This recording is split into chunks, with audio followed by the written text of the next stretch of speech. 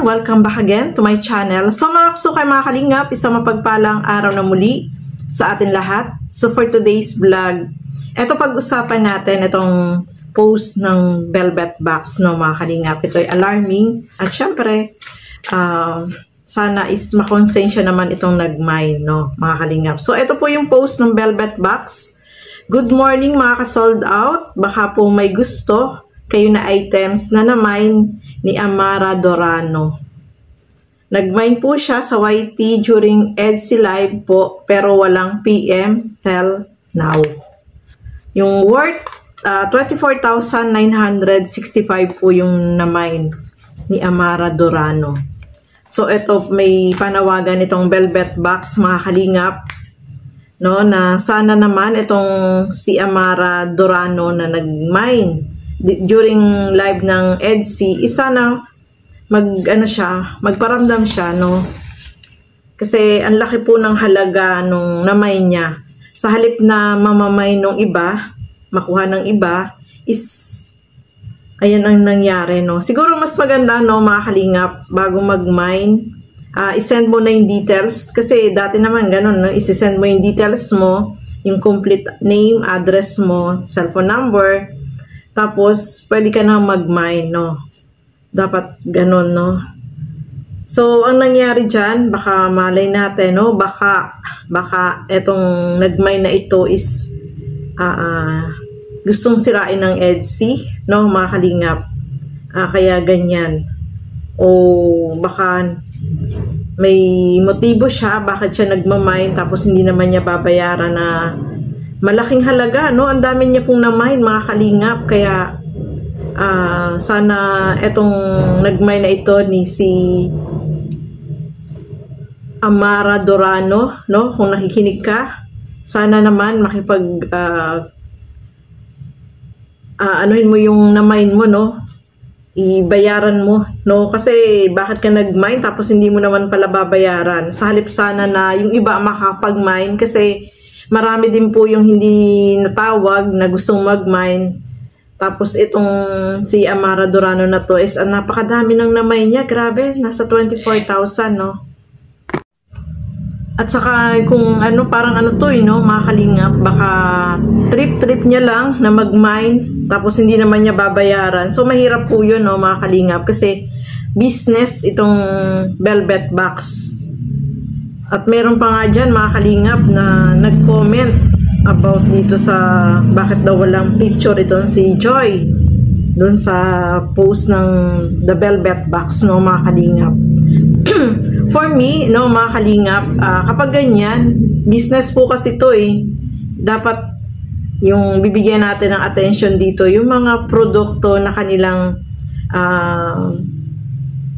ipinopromote dyan, no? Hindi tayo magko-comment ng hindi maganda, hindi tayo maghahanap kung ano man yung gusto nating hanapin, kung sino man. So mga kalingap, dapat as a commentor, dapat hindi po ito kasi hindi po ito fan page, ito po ay business, no, negosyo. Ito po ay produkto na mga binebenta. So iwasan po natin yung mag-comment ng hindi maganda. Kasi dapat ang i-comment natin about dun sa product, hindi kung ano pa man, no, mga kalingap, yung magiging way tayo ng hindi pagkakaunawaan o awayan dito sa comment section. So dapat tayo, kung nagsusupport tayo dito sa kung sino man yung sinusuportahan natin, dapat yung product na ini-endorso, yun dapat yung ating bibigyan ng comment. Kung halimbawa, uy, napakaganda naman nung kwintas, nung hikaw, di ba? Dapat ganun. Bagay sa iyo ganun. Yung mga ganung comment ba? Ay, bagay sa iyo, ang ganda, no? Tingnan, ang ganda. Makabili nga. Ganun, hindi yung magko-comment ng hindi maganda na pagmumula ng away. Hindi naman business yung pinag-uusapan. Doon pa sa comment section na alam natin na nagpo-promote ng business, no, mga kalingap. So, iwasan po natin yun, yung mga ganong comment. So, sana, dun sa mga ganon na tao, is iwasan natin. Kasi nagdudulot po yun ng hindi magandang pagkakaunawaan dun sa, sa comment section nag-ano tayo ng bashing doon. Samantalang dapat business yung pinag-uusapan doon sa comment section. Hindi kung ano doon, hindi kung ano pa man, no, mga kalingap. So, ayan, no. Sana doon sa nag-mine, sana naman makipag-usap or mag-comment siya ng details kung talagang yung ano na yun is babayaran niya. Sana dapat kapag ganun na hindi mo naman pala kayang bayaran, ay huwag kang mag-mine. Kasi hindi naman laro-laro lang yan, no. Negosyo po yan. Kapag nag-mine ka, dapat meron kang pambayad. Hindi trip-trip lang na makapag-mine ka lang tapos wala ka nang pakialam. So, hindi naman tama yun.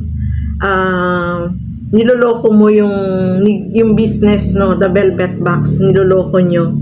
Hindi po yun maganda, no, mga kalingap. Kaya sana, dun sa nag-mine, sana mag-chat siya doon.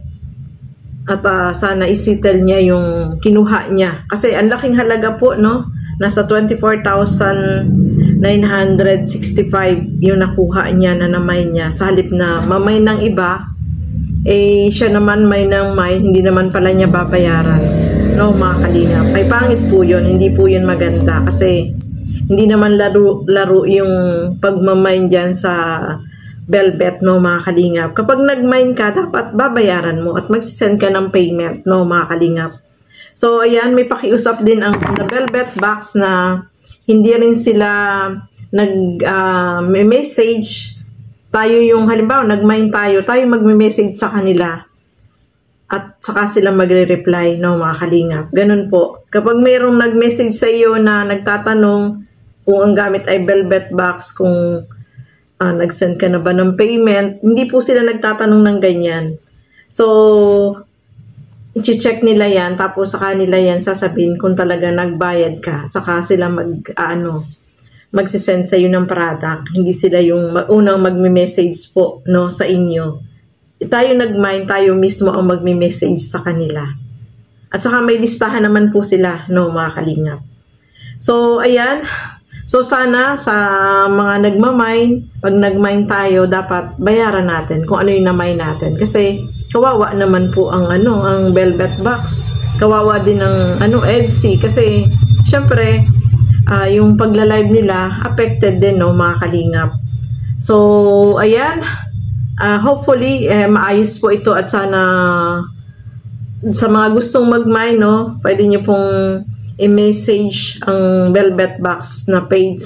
Meron po sila doon. I-message nyo lang po kung gusto nyo pong mag-mine. Kasi nakapost naman po doon kung sino man yung gustong mag-mine, mag-message doon sa The Velvet Box, mga kalingap. So, ayan, maraming salamat po sa inyong walang sawang panonood at pagsuporta dito sa Kalingap. At lagi po natin suportahan lahat ng mga Kalingap partners, Kalingap Reactor, syempre, Bal Santos Matubang, Kalingap Rob at Edna Vlogs. At ang inyong lingkod, Gandang Emmy. Sa mga hindi pa po nakapag-subscribe, please subscribe and please hit the notification bell para lagi po kayong updated sa aking mga ina-upload na mga reaction video. So, hanggang dito na lamang po muna. Keep safe everyone. Thank you for watching. Mabuhay po tayong lahat. Bye-bye!